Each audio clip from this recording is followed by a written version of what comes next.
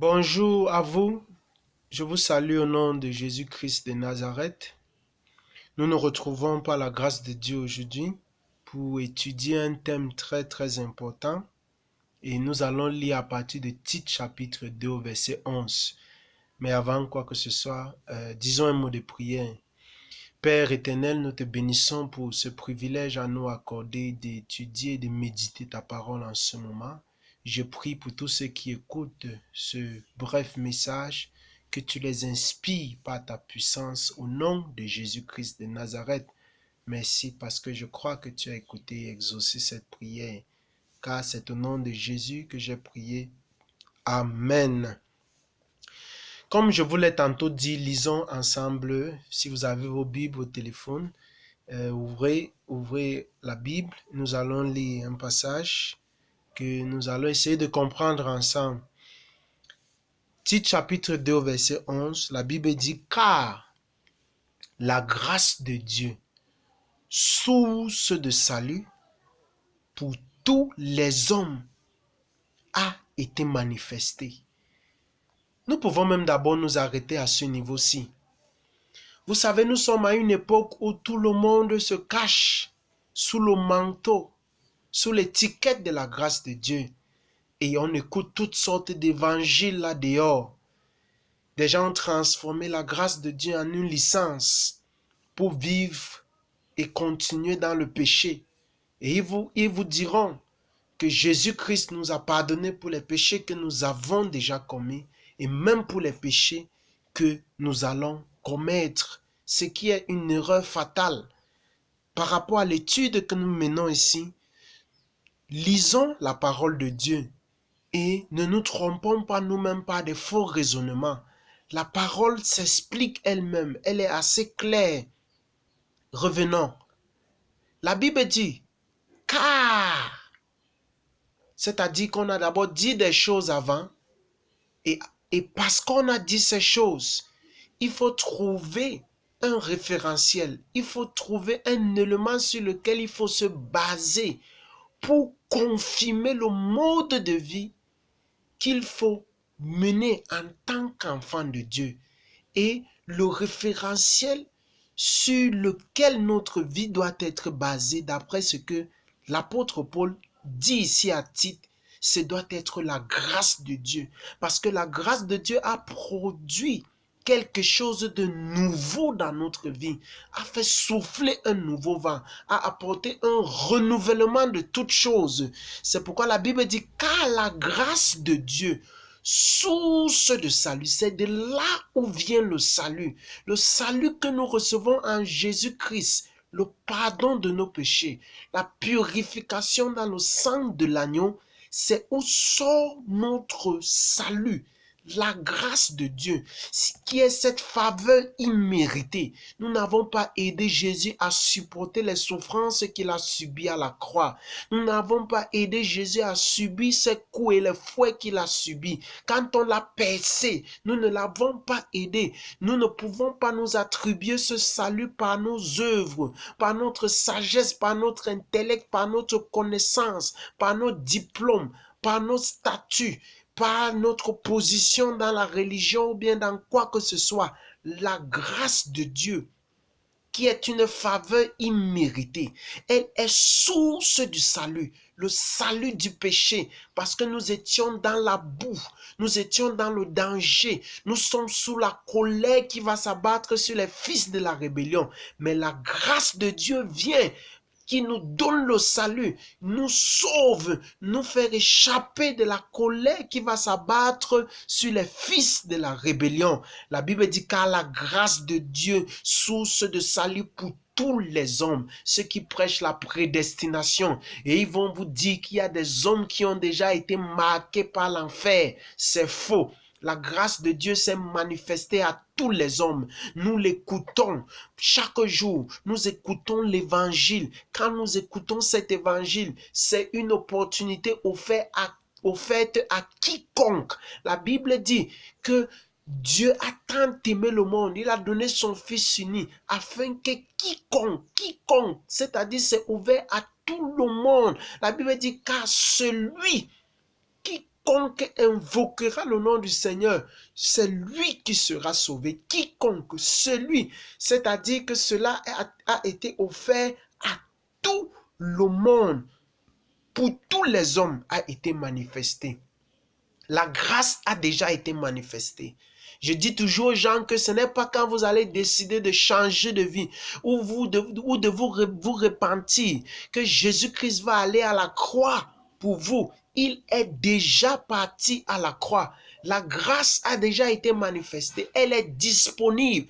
Et c'est ce que nous annonçons. Nous invitons les hommes et femmes à recevoir cette grâce parce qu'elle a changé les hommes. Elle continue de changer. Même moi qui vous parle, cette grâce de Dieu m'a changé de voleur, de bandit, de fumeur, d'ivrogne, d'idolâtre, de fornicateur que j'étais. La grâce de Dieu m'a rencontré et elle est la source du salut. Elle génère le salut, elle dégage le salut. Et quand tu reçois cette grâce, ta vie est nouvelle. C'est où on parle de la nouvelle naissance. Écoutez maintenant la suite. Voilà où beaucoup commettent l'erreur quand nous abordons le thème de la vraie grâce de Dieu. Parce que c'est ce dont nous devons parler en ce moment. La vraie grâce de Dieu. La Bible dit, car la grâce de Dieu, source de salut pour tous les hommes, a été manifestée. Voyez ce que la grâce fait. Elle nous enseigne. La grâce de Dieu enseigne. Elle dispense des leçons. Elle donne des cours. Elle donne des leçons. Elle nous instruit. La grâce de Dieu n'est pas inerte. Elle n'est pas latente. Elle n'est pas licencieuse. Elle n'est pas permissive. Elle vient nous enseigner. C'est pourquoi Jésus disait, venez à moi, vous tous qui êtes fatigués et chargés, je vous donnerai du repos. Et après, il dit, prenez sur vous mon joug. Après quoi, recevez mes instructions. Cela va en étroit lien avec ce que l'apôtre Paul nous dit ici, qu'elle nous enseigne. C'est pourquoi Jésus disait, recevez mes instructions. Parce que après avoir répondu à cet appel de venir à moi, si vous ne recevez pas les nouvelles instructions qui vont conduire votre vie, vous allez vous égarer et vous retrouver dans le péché. Mais si vous continuez, vous allez recevoir mes instructions et vous allez porter sur vous mon joug. La Bible dit que la grâce de Dieu nous enseigne à renoncer à l'impiété et aux convoitises mondaines et à vivre dans le siècle présent. Vous allez dire qu'il y a tellement le péché de nos jours. Y a-t-il des hommes justes? Y a-t-il des hommes qui peuvent vivre au-dessus du péché? Je vous dis oui.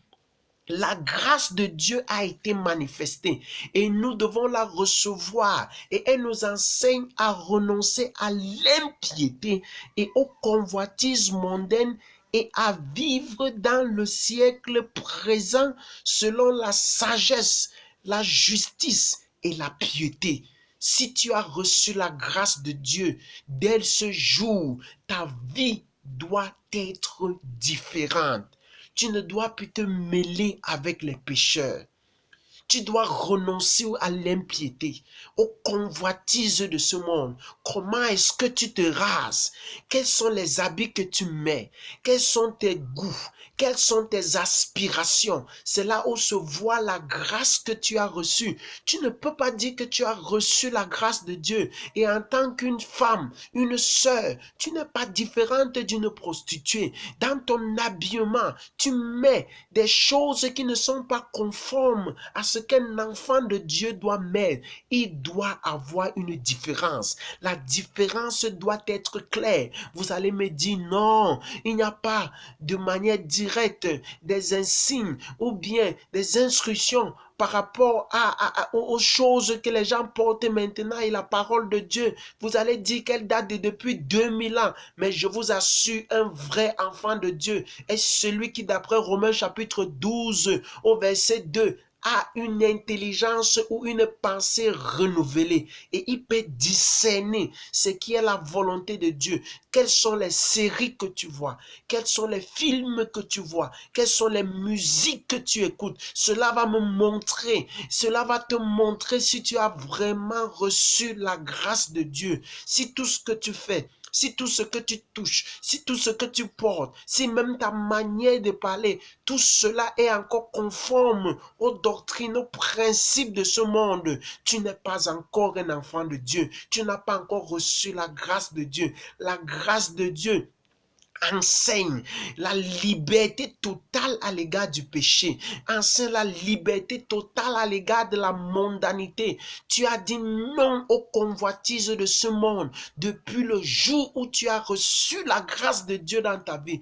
Tu as dit non à l'amour du monde, du péché, à l'impiété sur toutes ces formes. Vous allez voir des gens qui trichent. Ils disent qu'ils sont enfants de Dieu parce qu'ils veulent réussir pour avoir de bonnes mentions.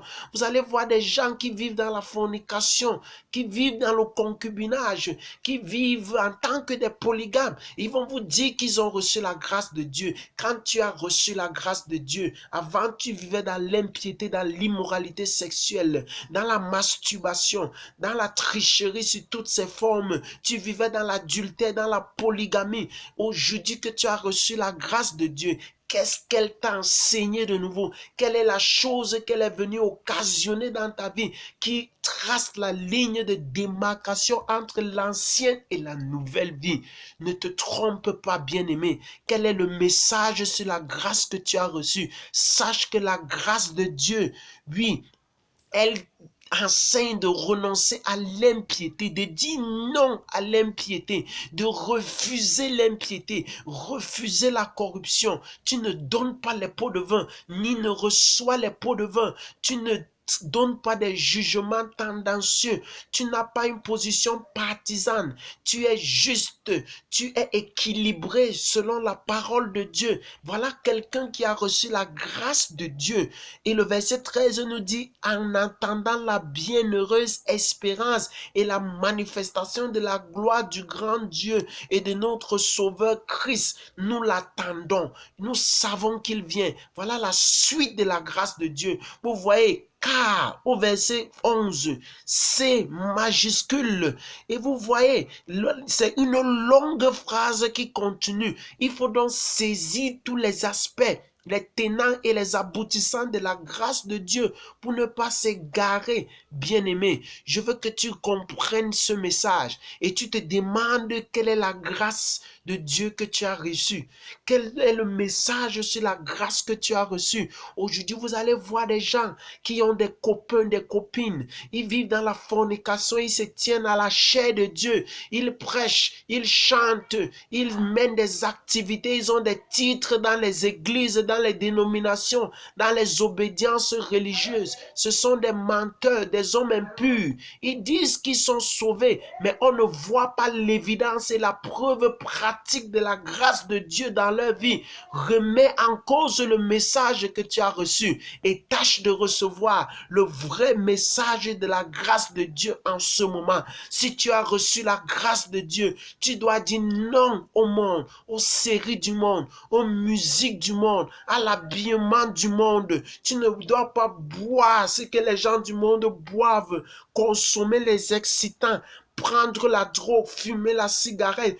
Toutes ces choses ne doivent plus être à l'ordre du jour dans ta vie. Reçois la grâce de Dieu en ce moment. Répands-toi aujourd'hui. Décide de te repentir aujourd'hui. Voici le vrai message sur la grâce de Dieu. Reçois cette grâce et que ce message et que la parole de Dieu qui purifie le pécheur pénètre ton cœur, entre dans ta vie. Tu peux décider aujourd'hui, mon frère, de écouter et de recevoir le vrai message de la grâce de Dieu.